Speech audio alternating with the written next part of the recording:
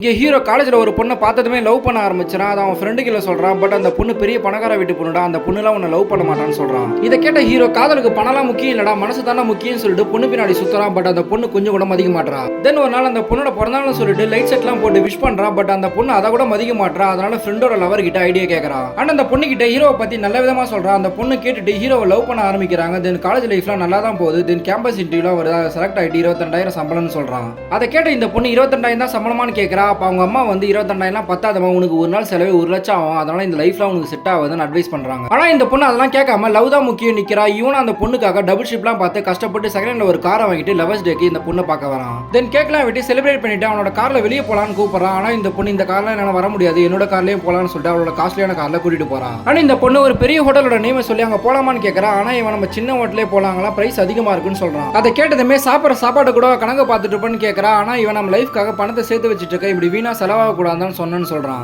ஆனா இந்த பொண்ணு இப்பதான் 22,000 28,000 ரூபாய் சம்பளம் வாங்கிட்டு இருக்க, இன்னும் நீ எப்பதான் செட்டில் ஆவேன்னு சொல்லிட்டு திட்டுறா. தின்னு எங்க அம்மா அப்பயே சொன்னாங்க இதெல்லாம் செட் ஆகாது, நான் தான் கேட்காம விட்டேன்றான். அதை கேட்டதுமே இவன் கோவப்பட்டு வெளியே போயிடறான்.